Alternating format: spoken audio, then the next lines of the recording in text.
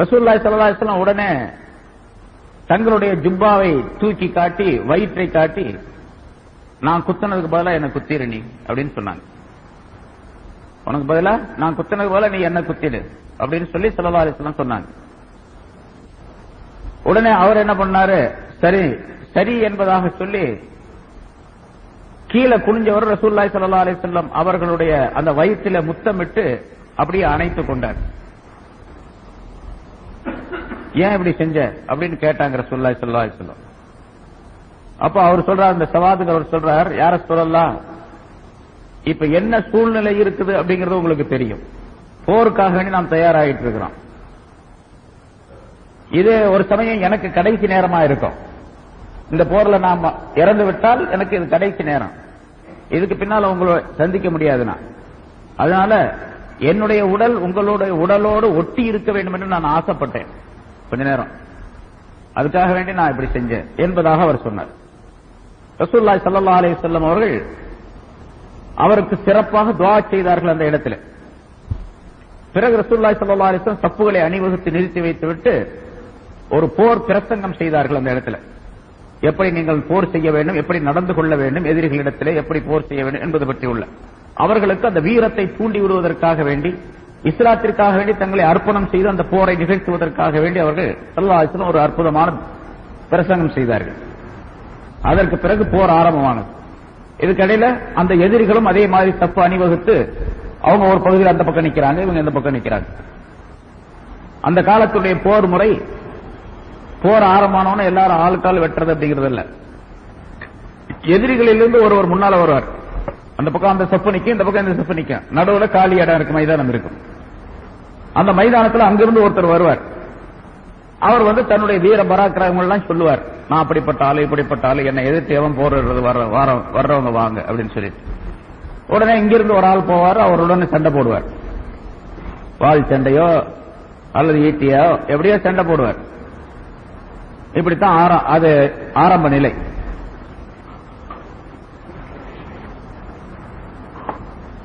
எதிரிகளிலிருந்து அந்த நேரத்தில் சரி அணிவகுத்து நின்ற பின்னால அந்த அங்கிருந்து எதிரிகளில் இருந்து ஒருவர் வருகின்றார்.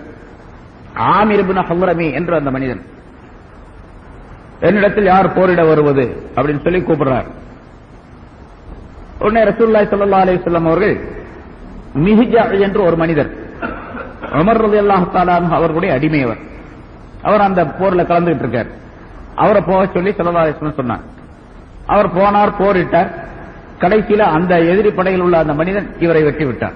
அவர் ஷஹீதாகிவிட்டார். இஸ்லாத்திற்காக வேண்டி முதலாக ஷஹீதாக்கப்பட்ட மனிதர் அவர். அதுக்கு முதல்ல போர்ல ஷஹீதானவர் யாரும் கிடையாது. முதலாக ஒரு போரிலே, இஸ்லாத்தினுடைய போரிலே முதலாக ஷஹீதாக்கப்பட்ட மனிதர் அந்த மிஹ்ஜா என்பவர். அவர் உமர் ரலியல்லாஹு அடிமை. சரி, அந்த போர் முடிஞ்சிருச்சு. இப்போ அந்த ஆளு வெற்றி பெற்றார், அவன் போயிட்டான் சார். அடுத்து அந்த எதிரி படையிலிருந்து சில முக்கியமான மனிதர்கள் வெளியே வந்தார்கள். உத்பத் இப்னு ரபியா, உத்பா, ஷைபா, அந்த உத்பாவுடைய மகன் வலீத் என்பவன், இந்த 3 பேரும் வந்தாங்க. இவங்க எல்லாம் பெரிய தலைவர்களும் கூட. உத்பா, ஷைபா தலைவர்கள் உள்ளவங்க. அபு ஜஹல், உத்பா, உமையா, ஷைபா, அபு லஹப், அபு சுஃபியான், இவங்க எல்லாம் பெரும் பெரும் தலைவர்கள் அந்த கூட்டத்தில், அந்த குறைஷியர்கள். இந்த 3 பேர் வந்தாங்க. உத்பா, ஷைபா, உத்பாவுடைய மகன் வலீத் என்பவன். அவங்க பாட்டு பாடிக்கிட்டு தன்னுடைய வீர பராக்கிரமங்கள் எல்லாம் சொல்லி காட்டி, யார் எங்களுக்கு எதிராக வர்றது, எங்களிடத்தில் போரிடுவது அப்படின்னு. உடனே ரசூலுல்லாஹி ஸல்லல்லாஹு அலைஹி வஸல்லம் அவர்கள் அன்சாரி சஹாபாக்களில் இருந்து ஒரு 3 நபர்களை, அந்த 3 பேருக்கு எதிராக 3 பேரை அனுப்பினாங்க. அவுஃப் என்று ஒருவர், முஆத் என்று ஒருவர், அப்துல்லாஹ் இப்னு ரவாஹா என்று ஒருவர். இந்த 3 பேரை அனுப்பினாங்க. இந்த 3 பேரும் முக கவசம் அணிந்திருந்தார்கள், போர் கவசம் அணிந்திருந்தார்கள். அதனால முகம் சரியா தெரியல. போன உடனே அந்த உத்பா, ஷைபா எல்லாம் கேட்டாங்க, நீங்க யார் அப்படின்னு சொல்லிட்டு. நாங்க அன்சாரிகள், மதீனாவை சேர்ந்தவர்கள், இன்ன பேர் உள்ளவங்க அப்படின்னு சொல்லி சொன்னாங்க. இந்த 3 பேரும், உங்கள்கிட்ட நாங்க சண்டை போட விரும்பல, நீங்கெல்லாம் எங்களுக்கு தகுதியே இல்லை அப்படின்னாங்க. உங்க கூட சண்டை போடுறதுக்கு நாங்க தகுதி இல்லை, அதனால நீங்க போகலாம் அப்படின்னு. ரசூலுல்லாஹி ஸல்லல்லாஹு அலைஹி வஸல்லம் அவர்கள் அந்த 3 பேரை திருப்பி வர சொல்லிட்டாங்க. ஏன்னா அவங்க சொன்னாங்க, அந்த ஷைபா, உத்பா எல்லாம் சொன்னது, எங்களுடைய அந்தஸ்துக்கு தகுந்த மாதிரி ஆள் வரணும், உங்க கூட நாங்க சண்டை போடுறதுக்கு விரும்பல அப்படின்ட்டாங்க. பிறகு ரசூலுல்லாஹி ஸல்லல்லாஹு அலைஹி வஸல்லம் அவர்கள் அந்த கூட்டத்தில் இருந்த அந்த முஸ்லிம் படையில இருந்த உபைதா இப்னுல் ஹாரிஸ் அவர்களையும் ஹம்சா அலி ரலியல்லாஹு தஆலா அன்ஹுமா இருவரையும், ஹம்சா ரலியல்லாஹு தஆலா அன்ஹு, அலி ரலியல்லாஹு தஆலா அன்ஹு ரெண்டு பேரையும், அதே மாதிரி உபைதத்துல் ஹாரிஸ் என்பவர், இந்த 3 பேரையும் நீங்க போங்க அப்படின்னாங்க. அவங்க போனாங்க. ஹம்சா ரலியல்லாஹு தஆலா அன்ஹு ஷைபாவுடன் மோதினார்கள். அலி ரலியல்லாஹு தஆலா அன்ஹு வலீதுடன் மோதினார்கள். அவருடைய மகன் அந்த உத்பாவுடைய மகன் வலீதுடன் மோதினார். உபைதத் இப்னுல் ஹாரிஸ் என்பவர்கள் உத்பாவுடன் மோதினார். இந்த 3 பேரை தாக்கிட்டு இருக்காங்க. ஹம்சா ரலியல்லாஹு தஆலா அன்ஹு ஷைபாவுடனே கொஞ்ச நேரத்திலே வெட்டி வீழ்த்திட்டார். அவன் செத்துட்டான், ஆளு காலி. அதே மாதிரி அலி ரலியல்லாஹு தஆலா அன்ஹு அவர்கள் வலீதை வெட்டி வீழ்த்தி விட்டார். வலீதும் செத்துட்டான். இப்ப உபைதா இப்னுல் ஹாரிஸ் என்பவர் உத்பாவுடன் சண்டை போட்டுக்கிட்டு இருக்கிறார். அந்த உத்பா கொஞ்சம் பெரிய வீரன். அதனால இந்த உபைதாவை பல இடங்களில் வெட்டி தாக்கி கொண்டிருக்கின்றார். இப்ப உபைதுல் ஹாரிஸ் அவர்கள் தளர்ந்து போகக்கூடிய ஒரு சூழ்நிலை, உடல்ல பல இடங்களில் காயம் ஏற்பட்டு தளர்ந்து விடக்கூடிய சூழ்நிலை இருக்கிறாங்க. உன்னை இந்த 2 பேரும் போய், ஏன்னா இந்த 2 பேர் போய் 3 பேரும் சேர்ந்து அந்த மனிதனிடத்தில் சண்டையிடக்கூடாது, அது முறையல்ல. அதனால அந்த உத்பாவை தடுத்து நிறுத்தி இந்த உபைதுல் ஹாரிஸ் அவரை தங்களுடைய தோல்ல தூக்கி போட்டுக்கிட்டு வந்துட்டாங்க. இவருக்கு கடுமையான காயம் ஏற்பட்டு போச்சு. இனிமேல் சண்டை போட முடியாதுங்கிற சூழ்நிலை இருக்குது. அதனால அவரை தூக்கி தோல்ல போட்டுக்கிட்டு அவனை தள்ளி விட்டு போட்டு இவங்க கொண்டு வந்துட்டாங்க. இந்த உபைதா ரலியல்லாஹு தஆலா அவர்களை கொண்டு வந்து ரசூலுல்லாஹி ஸல்லல்லாஹு அலைஹி வஸல்லம் அவர்களுடைய காலுக்கு அடியில கீழே போட்டாங்க. அவர் குற்றுயிரா கிடக்கிறாரு. இப்போ அந்த நேரத்திலே கூட அவர் அழுகிறாரு, யா ரசூலல்லாஹ், நான் போர்க்களத்தில் போய் ஷஹீதாக முடியாத பாவியாக நான் திரும்பி வந்துட்டேன். ஷஹீதாக முடியாத ஒரு சூழ்நிலையில் நான் வந்துட்டேன். உண்மையிலேயே எங்களுடைய உயிர்கள் எல்லாம் உங்களுக்கு தான் அர்ப்பணமாக. இந்த உலகத்தில் எங்களிலே ஒரு மனிதர் இருக்கக்கூடிய நேரம் வரைக்கும் உங்களுக்கு எந்த ஆபத்தும் வரக்கூடிய சூழ்நிலையை நாங்கள் உருவாக்க மாட்டோம் என்பதாக சொல்லி மக்காவில் இருக்கும் பொழுது அபூ தாலிப் சொன்னாரே, அந்த நேரத்தை நான் இப்பொழுது நினைத்து பார்க்கின்றேன். உங்களுக்கு எந்த ஆபத்தும் வராமல் நாங்கள் பாதுகாக்க வேண்டும் என்று விரும்புகின்றோம். ஆனால் என்னுடைய சூழ்நிலை எப்படி இருக்கின்றது, நான் ஷஹீதாக முடியாத ஒரு சூழ்நிலையிலே நான் ஆகிவிட்டேனே என்பதாக சொல்லி அவர் ஸல்லல்லாஹு அலைஹி வஸல்லம் அவர்களிடத்தில் சொல்லிக் கொண்டிருக்கக்கூடிய நேரத்தில் அவருடைய ரூஹ் போயிடுச்சு அந்த இடத்துல. அப்போ முஸ்லிம்களிலே இரண்டாவதாக இறந்தவர், முதல்ல மிஹ்ஜா என்பவர் இறந்துட்டார். இரண்டாவது இந்த உபைதா இப்னுல் ஹாரிஸ் என்பவர் இறந்தார். அதற்கு பிறகு இப்ப ஒருத்தரா இந்த சண்டை நடந்து கொண்டிருக்கக்கூடிய நேரத்தில் கொஞ்சம் அதிகபட்சமான பிரச்சனைகள் ஏற்படக்கூடிய நேரத்தில் அந்த பகுதியில் எதிரிகளில் இருக்கக்கூடியவர்களும் முஸ்லிம்களும் சேர்ந்து சண்டையிடக்கூடிய சூழ்நிலை ஏற்படும். ஆரம்பத்தில் ஒவ்வொருத்தரா வருவாங்க, கடைசி என்ன எல்லாரும் சேர்ந்து சண்டையிடக்கூடிய சூழ்நிலை ஏற்பட்டு போயிடும். இது அந்த காலத்தினுடைய யுத்தத்தினுடைய முறை. கடைசியில் சஹாபாக்கள் அந்த எதிரிகளை தாக்கிக் கொண்டிருக்கின்றார்கள். அங்கே ஒரு பயங்கரமான சூழ்நிலை நிலவிக் கொண்டிருக்கின்றது. அந்த நேரத்தில் கடுமையான சண்டை, போர் நடந்து கொண்டிருக்கின்றது. சுபுவுக்கு பின்னால் ஆரம்பிச்சாங்க சண்டைய, கடுமையான சண்டை நடந்து கொண்டிருக்கின்றது.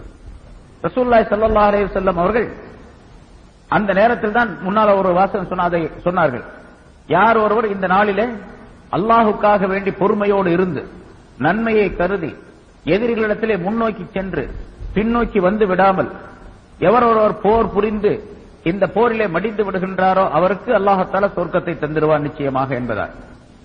இந்த வாசகத்தை கேட்ட உமைர் இப்னுல் ஹம்மாம் என்று ஒரு மனிதர், ஒரு சஹாபி, தன்னுடைய கையிலே அந்த நேரத்தில் பசியின் காரணமாக சில பேரிச்சம்பளங்களை வைத்து சாப்பிட்டுக் கொண்டிருந்தார். அந்த பேரிச்சம்பளங்களை தூக்கி எறிந்து விட்டு, என்ன அற்புதமான நிலை, என்ன அற்புதமான நிலை, சொர்க்கம் செல்வதற்காக வேண்டி நேரம் வந்துவிட்ட இந்த நேரத்திலே நான் பேரிச்சம்பளம் சாப்பிட்டுக் கொண்டிருக்கின்றேனே என்பதாக சொல்லி பேரிச்சம்பளத்தை தூக்கி எறிந்து விட்டு அந்த போர்க்களத்திலே வாள் எடுத்துக் கொண்டு உள்ளே புறப்பட்டார். அவர் ஷஹீதாக்கப்படும் வரைக்கும் போர் செய்தார் என்பதாக ஒரு சஹாபியுடைய சம்பவம் குறிப்பிடப்படுகின்றது. இப்படியே அந்த போர் நடந்து கடைசியாக முஸ்லிம்களுடைய தாக்குதலுக்கு அவர்களால் ஈடு கொடுக்க முடியவில்லை. அவர்கள் கடுமையான பாதிப்புக்குள்ளாகிவிட்டார்கள். பலர் முன்னதாகவே போர்க்களத்திலிருந்து ஓடிவிட்டார்கள் குப்பார்கள்.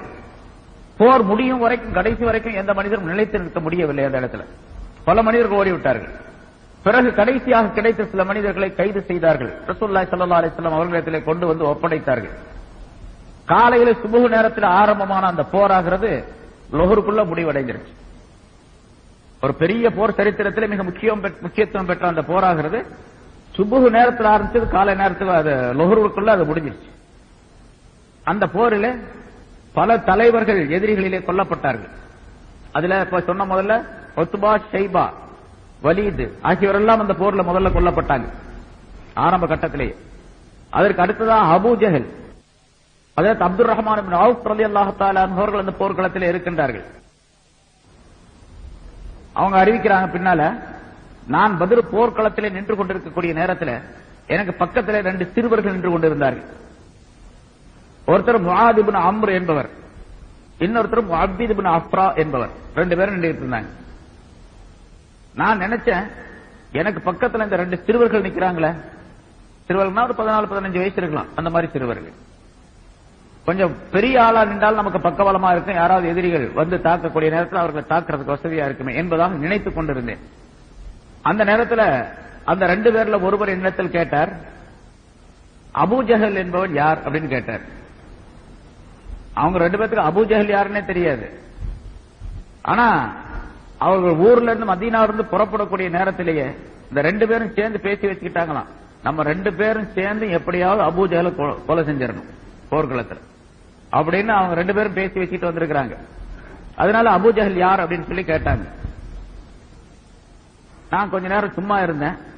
அந்த நேரத்தில் கேட்ட நேரத்திலேயே அபூ ஜஹல் தன்னுடைய குதிரையில அந்த போர்க்களத்தில் போயிட்டு இருந்தான். நான் அந்த பையன்கள்ட்ட சிறுவர்கள்ட்ட சொன்னா, இதோ போராட இருந்தால் தான் அபூ ஜஹல் அப்படின்னு சொல்லி நான் சொன்னதுதான் தாமதம். உடனே 2 பேரும் வேகமா ஓடினாங்க. போய் ஒரு ஆள் என்ன பண்ணார், அந்த குதிரையோட காலை வெட்டினார். இந்த சிறுவர்கள் குதிரை காலை வெட்டினார். முதல்ல குதிரை காலை வெட்டினோம்னா குதிரை பொத்துன்னு கீழே விழுந்துச்சுல்ல, கழுத்துல ஓங்கி ஒரு வெட்டு அபூ ஜஹலை வெட்டினார். இன்னொரு சிறுவர் வெட்டிட்டு 2 பேரும் ஓடி போயிட்டாங்க. இந்த அபூ ஜஹலை வெட்டுவதை அபூ ஜஹல் மகன் பார்த்துக்கிட்டு இருந்தார், இக்ரிமா. அவர் பின்னால இஸ்லாத்துக்கு வந்துடுறார். இக்ரிமா பார்த்துக்கிட்டு இருந்த உடனே தன்னுடைய தந்தையை இப்படி ஒரு சிறுவர்கள் 2 பேரும் சேர்ந்து வெட்டுறாங்களே அப்படிங்கறதுல வேகமா வந்தார்ல. வந்த உடனே இந்த முஅப்பீத் என்பவர் இருக்கா பாருங்க, அவருடைய கையை பார்த்து, தோலை பார்த்து ஒரு வெட்டினான். அந்த இக்ரிமா வெட்டினார். அவருடைய கை அப்படியே முழுசா அது வெட்டுப்பட்டு கடைசி ஒரு பகுதியில தோலோடு அப்படி தொங்கிக்கிட்டு இருந்துச்சு. அந்த தோல் பகுதி மட்டும் ஒட்டிக்கிட்டு தொங்கிக்கிட்டு இருந்துச்சு. அவர் அந்த கையோட, வெட்டுப்பட்ட அந்த கையோட போர்க்களத்தில் போரிட்டுக்கிட்டு இருந்தார். அடுத்த கையில வாழை பிடிச்சிட்டு போரிட்டுக்கிட்டு இருக்கார் அந்த முஅப்பீத் இப்னு அஃப்ரா என்பவர். இப்ப இந்த வெட்டுப்பட்ட கைய தன்னுடைய தோலுக்கு பின்னால், புதுவுக்கு பின்னால் அப்படி தூக்கி போட்டுக்கிட்டார். அந்த சூழ்நிலை எப்படி இருக்கும் பாருங்க. ஒரு கை வெட்டப்பட்ட கைய தோலுக்கு பின்னால, முதுகுக்கு பின்னால் தூக்கி போட்டுக்கிட்டு இன்னொரு கையில வாழை பிடிச்சு அவர் போரிடுறார் அப்படின்னு சொன்னா அந்த சூழ்நிலை எப்படி இருக்கும், அவருடைய நிலை எப்படி இருக்கும், அவருடைய மனம் எப்படி இருக்கும், அவருடைய ஈமான் எப்படி இருக்கும். அந்த கையை பின்னால தூக்கி போட்டா திரும்ப முன்னால வந்து விழுந்துருது, ஒரு குடியும் போது, ஆடும் போது, ஓடும் போது. அதனால அது ரொம்ப கஷ்டமா இருந்துச்சு. உடனே கீழே குனிஞ்சாரு. அந்த தொங்கக்கூடிய கைய ஒரு காலால வச்சு மிதிச்சு வேகமா இழுத்தாரு. அந்த கை தனியா வந்து அது தூக்கி போட்டு ஒரு கையால போரிட்டுக்கிட்டே இருந்தார். இந்த 2 பேரும், இந்த 2 சிறுவர்கள் சேர்ந்து அபூ ஜஹலை வெட்டினாங்க. ஆனா வெட்டினா கழுத்துல வெட்டுப்பட்டுச்சே தவிர அவன் சாகல. கடைசியாக போர் ஓரளவுக்கு லொஹருடைய நேரத்தில் முடிவடைந்தது. முடிவடைந்த உடனே அப்துல்லாஹ் பின் மஸ்ஊத் ரலியல்லாஹு தஆலா அன்ஹு அவர்கள் சொல்றாங்க, போரெல்லாம் முடிவு, ஆளை காணாம அபூ ஜஹல அப்படின்னு தேடுறாங்க. அபூ ஜஹில் குற்றுயிரும் குலையுயிருமாக அந்த இடத்துல விழுந்து கிடக்குறான். பார்த்த உடனே சரி, நல்ல தருணம். ஏன்னு கேட்டா, போர்ல யார் எதிரிகளிலே யார் கொல்லுகின்றார்களோ, அதாவது முஸ்லிம்களிலே யார் எதிரியை கொல்லுகின்றாரோ அவருடைய உடைமை இவருக்கு கொடுக்கப்படும். கனிமத்துடைய பொருள் இருந்து அந்த பொருள் இவருக்கு கிடைக்கும். அபூ ஜஹல் ஒரு அற்புதமான வாள் வச்சிருப்பான், சிறந்த வாள். அதனுடைய புடியெல்லாம் இந்த கல்லுகள் எல்லாம் பதிக்கப்பட்டு வெள்ளி புடி போடப்பட்டு ரொம்ப சிறந்த வாள். இப்ப அபூ ஜஹலை ஹஜ்ரத் அப்துல்லாஹ் பின் மஸ்ஊத் ரலியல்லாஹு தஆலா அன்ஹு பக்கத்துல போய் அவன் கழுத்தை அறுக்கிறதுக்காண்டி தன்னுடைய வாளை எடுத்து அறுக்க போறாங்க. அறுக்க போகக்கூடிய நேரத்திலும் கூட இடைச்சியுடைய மகனே, நீயா என் மேல ஏறி உட்கார்ந்து அறுக்க போற? என்ன அறுக்கிறது வேற யாராவது இருக்க கூடாதா அப்படின்னு சொல்லி கேட்டேன். ஏன்னா இப்னு மஸ்ஊத் ரலியல்லாஹு தஆலா அன்ஹு அவர்கள் சாதாரணமான ஒரு ஏழை குடும்பத்தில் உள்ளவர்கள், ரொம்ப குள்ளமா இருப்பாங்களா, ஆளு ரொம்ப குள்ளமா இருப்பாங்க. அபூ ஜஹலுக்கு கவலை என்னன்னு கேட்டா, கடைசி நேரத்தில் என் தலையை அறுக்கிறது கொஞ்சம் நல்ல வசதி உள்ள ஆளா இருக்க கூடாது, இந்த ஆளு போய் அறுக்கிறாரு அப்படின்னு சொல்லிட்டு அவனுக்கு கவலை. அதனால இடைச்சியோட மகனே நீயா இருக்கிற அப்படின்னு சொல்லி கேட்டு, அல்லாஹ்வுடைய எதிரியே என்னுடைய கையால் நீ அறுக்கப்பட வேண்டும் என்று அல்லாஹ் தஆலாவுடைய விதி என்பதாக சொல்லி இப்னு மஸ்ஊத் ரலியல்லாஹு தஆலா அவர்கள் அவனுடைய தலையை வெட்டினாங்க. வெட்டி கொண்டு வந்து அதை எடுத்துட்டு வந்து ரசூலுல்லாஹி ஸல்லல்லாஹு அலைஹி வஸல்லம் முன்னால போடணும். தலையை தூக்கி பாக்குறாங்க, தூக்க முடியல அவனால, அவ்வளவு வெயிட். பெரிய ஆள் அவன். அபூ ஜஹல் பெரிய ஆள், பெரிய தாடி வச்சிருப்பான். அவனும் தாடி தான் வச்சிருந்தான், தலைப்பாலாம் கட்டியிருந்தான். பெரிய தாடி வச்சிருந்தான், தலைப்பா கட்டியிருந்தான். ஆள் ரொம்ப பராக்கிரமான ஆள், ரொம்ப சக்தி வாய்ந்தவன். அதனால இவங்க குள்ளமா ஆள் சின்னதா இருந்ததுனால அந்த தலையை தூக்க முடியல. சொல்லப்பட்டு இருக்கின்ற வரலாற்றில ஒரு சொல், அதாவது ஒரு சரித்திரத்தில் இப்படி சொல்லப்பட்டு இருக்கின்றது. தலையை தூக்க முடியாதனால ஒரு பெரிய கம்பியோ அல்லது குச்சியோ எடுத்து அந்த தலையில ஒரு ஓட்டை போட்டு அந்த குச்சியை அதுல மாட்டி அந்த குச்சியில ஒரு கைத்தை கட்டி பிடிச்சி எடுத்துட்டு வந்தாங்க என்பதாக. அந்த தலையை கொண்டு வந்து ரசூலுல்லாஹி ஸல்லல்லாஹு அலைஹி வஸல்லம் அவர்களுக்கு முன்னால கொண்டு வந்து வச்சாங்க. இப்னு மஸ்ஊத் ரலியல்லாஹு தஆலா ஸல்லல்லாஹு அலைஹி வஸல்லம் அவர்கள் சொன்னார்கள், ஒவ்வொரு நபிக்கும் ஒரு ஃபிரௌன் உண்டு. அந்த நேரத்தில் சொன்னாங்க, ஒவ்வொரு நபிக்கும் ஒரு ஃபிரௌன் உண்டு, ஆனால் எனக்கு உள்ள ஃபிரௌன் எல்லா ஃபிரௌன்களை விட ரொம்ப கொடியவன் அப்படின்னு சொன்னாங்க. யாரு? அபூ ஜஹல். மூசா அலைஹிஸ்ஸலாத்துக்கு ஒரு ஃபிரௌன் இருந்தான், அதே மாதிரி ஒவ்வொரு நபிக்கும் ஒரு எதிரி இருந்தான். அந்த எதிரி ஃபிரௌன் பேர் சொல்றது, அதாவது கொடியவன் அப்படிங்கறதுக்காக ஃபிரௌன் சொல்றது. அந்த பொதுவாகவே ஃபிரௌனியத் அப்படின்னு சொன்னாலும் கொடுமையான தன்மை, கடுமையான தன்மை உடையவன் அப்படிங்கிறார். அபூ ஜஹலை பார்த்து ரசூலுல்லாஹி ஸல்லல்லாஹு அலைஹி வஸல்லம் சொன்னாங்க, என்னுடைய ஃபிரௌன், எனக்கு வாய்த்த ஃபிரௌன் இருக்காங்க, அவன் ரொம்ப கொடியவன் என்பதாக சொன்னான். இப்ப அப்படி அபூ ஜஹல் கொல்லப்பட்டான். அதே போன்று பல தலைவர்கள் கொல்லப்பட்டார்கள் அந்த இதுல, அந்த போர்ல. மீதி 70 பேரை கைதாக பிடித்துக் கொண்டார்கள், மீதி எல்லாம் போயிட்டாங்க. அங்க ஏராளமான அவர்களுடைய பொருள்கள், கனிமத்துடைய அந்த பொருள்கள், அவங்க கொண்டு வந்த பொருள்கள், ஏராளமான பொருள்கள் முஸ்லிம்கள் கைப்பற்றினார்கள். பிறகு அல்லாஹ் தஆலா ஒரு பெரிய வெற்றியை கொடுத்தான். அந்த போரில் சிறப்பாக அல்லாஹ் தஆலா மலக்குகளை கொண்டு உதவி செய்ததாக அல்லாஹ் தஆலா சொல்லுகின்றான். மலக்குகளை கொண்டு உதவி செய்தான். அதாவது முதலாவதாக அல்லாஹ் தஆலா ஒரு 1000 மலக்குகளை அனுப்பி வைத்தான். பிறகும் சஹாபாக்கள் கவலையோடு போரிட்டுக் கொண்டிருந்தனால அடுத்த 2000 மலக்குகள், அடுத்தது 3000 மலக்குகள், அடுத்தது 5000 மலக்குகள். 5000 மலக்குகள் அந்த போர்க்களத்திலே வந்திருந்தார்கள் என்பதாக அல்லாஹ் தஆலா குர்ஆனிலே சொல்லி காட்டுகின்றார். இத்தகூலு லில் முஃமினீன அலன் யக்ஃபியக்கும் அன் யுமித்தக்கும் ரப்புக்கும் பிஸலாசத்தி ஆலாஃபி மினல் மலாயிகத்தி முன்ஸலீன். மலக்குகளில் 3000 மலக்குகளை இறக்கி வைத்து அல்லாஹ் தஆலா உங்களுக்கு உதவி செய்தது போதவில்லையா? அடுத்த அல்லாஹ் தஆலா அந்த அடுத்த ஆயத்தில் சொல்லுகின்றான்,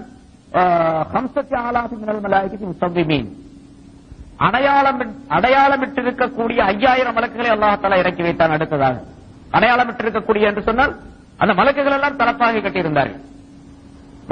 மலக்குகள் எல்லாம் தலப்பாகி கட்டியிருந்தார்கள். அதான் அடையாளமிடப்பட்ட மலக்குகள் என்பதாக சொல்லப்பட்டிருக்கின்றது.